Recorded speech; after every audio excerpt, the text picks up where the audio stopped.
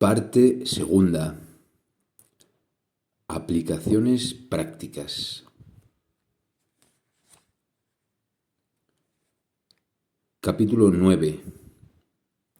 El sentido del bien y del mal en nuestra experiencia concreta. Empezamos ahora la segunda parte en donde vamos a estudiar las aplicaciones concretas de todo el material o formación que hemos dado en la primera parte. Antes de entrar en los procedimientos aplicados a terrenos específicos, creo necesario, sin embargo, plantearnos lo que podríamos considerar como la línea básica de toda transformación. ¿Qué es lo que queremos cambiar? ¿Qué es lo que queremos conseguir? En el fondo, siempre queremos conseguir algo que valoramos como bueno y queremos eliminar algo que consideramos malo. ¿Qué es, sin embargo, para nosotros eso bueno y malo? A primera vista, la cosa parece muy clara, pero no lo es tanto si lo miramos con detención. Las cosas no son buenas o malas por sí mismas. Nosotros somos quienes las vivimos como buenas o malas. Y así lo que para unos es bueno puede ser malo para otros. Lo que hemos de eliminar no es, pues, un mal objetivo, sino algo que sea malo para una persona determinada, algo que una persona viva como malo. Es decir, un sentido de mal que hay en la persona. Y es que, de hecho, todos estamos viviendo una filosofía. Nuestra vida es la encarnación de una ideología, nos demos cuenta de ello o no, y a pesar de que nosotros neguemos toda ideología, toda filosofía. Pues nuestra vida es un modo de vivir y es un modo de ver, de interpretar y de valorar cada acto y cada situación.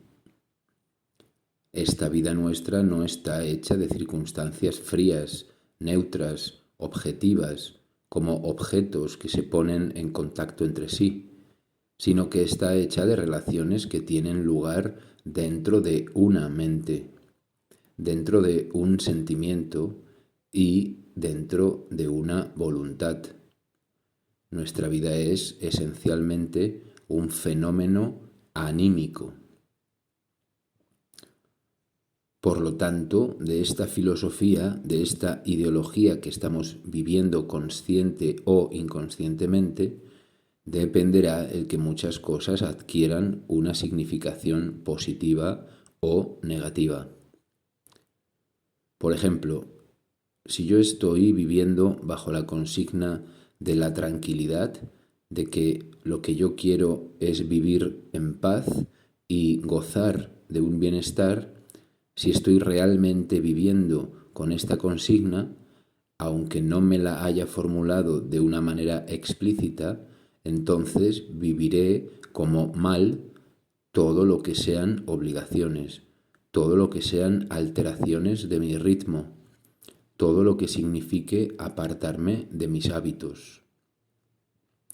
En cambio, lo que implique mantener el anterior status quo será para mí un bien.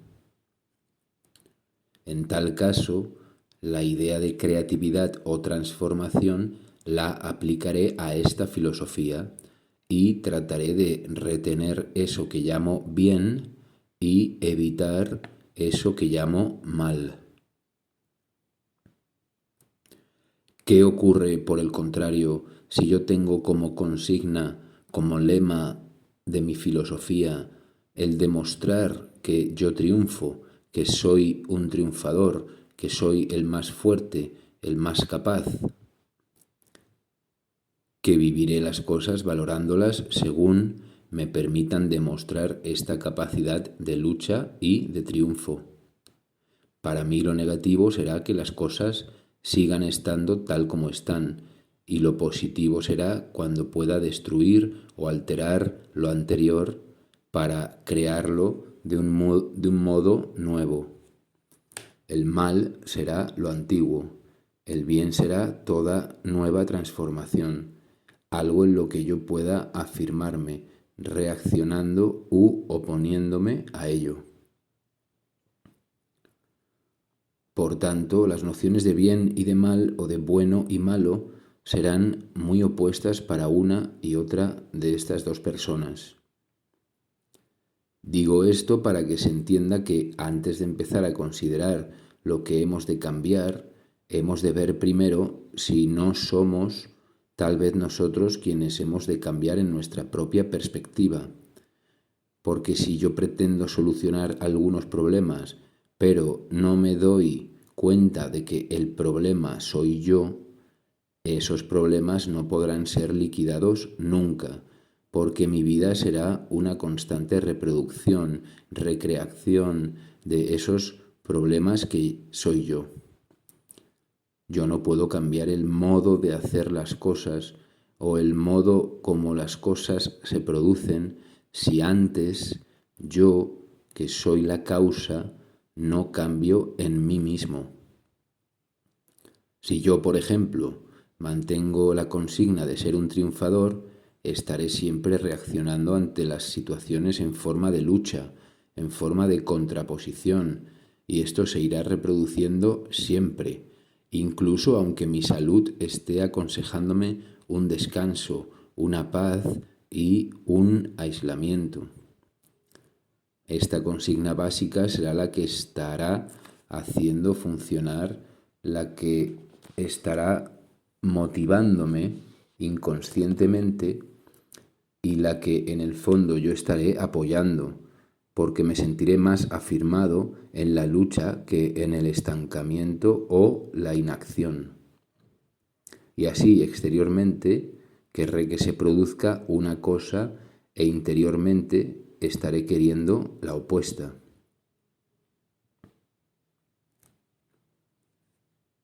Otro aspecto muy similar al anterior es que si yo quiero producir unas transformaciones o cambios que están en oposición al verdadero sentido y ritmo de la naturaleza de las cosas, yo estoy intentando inconscientemente una autodestrucción. Estoy pretendiendo que el mundo, mi mundo, sea como a mí me gusta, como mi mente consciente quiere que sea, en lugar de ser yo quien acepte y descubra el mundo tal como es. El primer criterio de toda transformación ha de ser la realidad, y la realidad es algo que escapa a todo criterio preciso, pero algo muy real, muy tangible. Es la constante de las cosas. Es, además, una realidad dinámica que está en constante proceso de transformación. Si yo intento trabajar valorando otro ritmo de transformación u otro modo de funcionamiento, estoy oponiéndome a lo que es la ley básica dinámica de la existencia, la verdad en acción de la vida. Y entonces esas transformaciones que quiero conseguir no se producirán. Quiero decir con ello que la persona ha de situarse ante sí misma y ante la vida, que ha de descubrir una auténtica filosofía, no en el campo especulativo, sino en un terreno profundo de visión y aceptación de sí mismo y de los demás de acuerdo a cómo las cosas son. Y no solo esto, en la mayor parte de los casos, el mal no es nada más que la resistencia a vivir la verdad tal como es. Yo vivo las cosas como malas en la medida en que se oponen a mi modo de pensar o de querer, a las fórmulas con las que estoy identificado. Y si trato de cambiar las cosas, estoy en un error. Es mi modo de ver, mi modo de sentir el que ha de cambiar. La vida ya funciona bien. La vida es algo fabulosamente inteligente y poderoso. Y la vida funciona bien, a pesar de lo mal que nosotros funcionamos, lo cual es la evidencia misma del poder de bien que hay en la vida. Nosotros vivimos mal en la medida en que obstruimos el ritmo auténtico de la vida y de nuestras facultades en expresión. Este ir en contra de la verdad, contra la realidad dinámica, es lo que nosotros vivimos como tensión, como conflicto. Si yo he de cambiar, lo primero que he de conseguir es una visión correcta, una perspectiva correcta. En caso contrario, todo será incorrecto. Yo no puedo crear un mundo a mi gusto, a mi capricho. Esto es falso. La vida ya existe y existe de un modo inteligente. Ya tiene un sentido. La vida es sentido. La cuestión estriba en que yo sepa descubrir dicho sentido, viviendo mi vida de un modo directo, sincero. No se trata de una adivinanza, se trata de una sinceridad. En el momento en que yo puedo descubrirme a mí mismo viviendo, esto me revela el sentido de la vida, porque el sentido de la vida no es anterior o distinto de la vida misma. El sentido de la vida es la misma vida expresada desde el punto de vista mental. No se trata de que yo deba descubrir el sentido de la vida para luego canalizar la vida de acuerdo con este sentido. El sentido de la vida y la dinámica real de la vida es idéntico. Cuando yo me conformo, me ajusto con la dinámica real de la vida, de mi vida, descubro automáticamente el sentido de mi vida y de la vida. Y entonces automáticamente mi actitud se acuerda con esta visión. Por lo tanto, el origen, la causa de la mayor parte de los problemas, hemos de verla no en que tal persona me responda mal o en que tal asunto me marcha mal, sino en que quizá yo no estoy en la perspectiva suficientemente centrada, auténtica, con relación al ritmo de las cosas y de mí mismo. Tal vez a algunos eso pueda parecerles inhumano o negativo. Dirán que, según eso, nosotros nos hemos de acomodar a alguien extraño, a esa inteligencia, a esa señora vida, y que hemos de aceptar su voluntad, la voluntad de Dios, la voluntad de la naturaleza, o como queramos llamarla. Esto es una visión errónea. La inteligencia, el sentido de la vida, tal como está funcionando, es exactamente el sentido de mí mismo funcionando. Porque yo no soy distinto de la unidad, yo no soy de una naturaleza distinta. El sentido de la vida es cuando toda cosa que es puede llegar a vivir todo lo que es y a expresarlo. Por eso, cuando yo puedo vivir mi sentido de un modo auténtico, de un modo espontáneo, de un modo mío, el sentido de la vida y mi sentido individual propio coinciden exactamente. Mi mismidad y la realidad básica de la misma coincidencia, de la misma coinciden. Es lo mismo. Es debido a que yo objetivizo la vida y me coloco como un extraño ante ella, que creo que la vida se me impone y yo me tengo que conformar a ella. como si yo le hiciera un favor o como si se me exigiera un sacrificio. Este es un error de base y un error muy importante dadas sus consecuencias. ¿Cuál es y cuál debería ser el sentido de mi vida? Por supuesto, es difícil hablar de todas estas cosas de un modo concreto, preciso, pero yo aconsejaría a cada uno de nosotros que primero tratara de descubrir cuál es realmente el sentido actual de su vida. Sentido actual quiere decir no lo que filosofando me imagino. Esto nada tiene que ver con mi vida. Sentido de la vida quiere decir qué es lo que me está haciendo vivir en cada momento, qué es lo que me motiva, qué es lo que en cada situación me está diciendo por aquí no, por allá, o ahora sí, ahora no.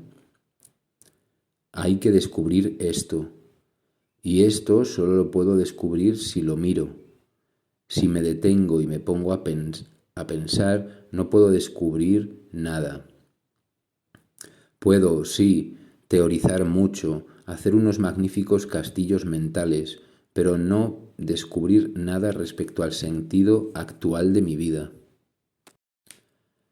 Esto solo podré lograrlo viviendo despierto, observándome mientras estoy actuando. Si lo hago, veré que hay unas cosas que me gustan y otras que rechazo, unas cosas que me ilusionan y otras que me dan miedo o me irritan. Si observo con atención, descubriré hacia dónde apuntan todas estas cosas. Veré que siempre se trata de un mismo tipo de cosas las que me disgustan, como también aquellas que me atraen. Y entonces me daré cuenta de que mi vida está buscando algo que será una de esas consignas de que hablamos, o tal vez varias. Quizá descubra que en mí hay una tendencia a demostrar al mundo que soy una víctima que necesita ayuda, protección, compasión. Quizá descubriré que mi vida es una permanente expresión de protesta, de resentimientos. Quizá constate que en mí hay una consigna de evitarme complicaciones y vivir tranquilo y en paz, junto con, en otros momentos, la necesidad de demostrar que yo soy más que los demás. Pero todo esto es algo que yo tengo que descubrir realmente, dinámicamente en mi vida. Porque cuando yo descubro cómo funciona mi vida, descubro también el motivo de cada cosa particular que funciona en mi vida. El sentido de la vida no es una frase bonita, genérica, para ponerla en un cuadro. El sentido de la vida es el sentido de cada cosa de mi vida, es el sentido de cada instante, es el por qué en cada momento vivo la cosa así y no de otra manera, por qué lo valoro así y no de otra manera. Es algo constantemente operativo. Y podría ocurrir que muchas cosas que yo estoy ahora viviendo como negativas no fueran en realidad negativas, sino solo en relación con mi modo particular de ver, y que lo negativo fuera mi visión. Y si yo pudiera descubrir que mi modo de ver no es el correcto y fuera capaz de descubrir otro modo correcto, quizá todo aquello que yo deseaba cambiar no fuera preciso cambiarlo y, por el contrario, sí hubiera que cambiar otras cosas. Digo esto porque generalmente estamos tan confusos a causa de las ideas venidas del exterior, de las sugestiones, que si pretendemos cambiar nuestras cosas de acuerdo con esos productos extraños y heterogéneos que hay en nuestra mente, todavía haremos la vida más complicada, más extraña, más alejada de nosotros mismos. Así pues, yo diría que el primer paso de transformación ha de ser la transformación de nuestra visión de nosotros mismos y de la vida. Esto cada cual ha de descubrirlo por sí mismo. Ahora bien, a título de sugerencia, yo diría que para mí la vida, si es que hemos de formularlo así en explicaciones, trata de que nosotros desarrollemos unas capacidades positivas, creativas, que llevemos dentro.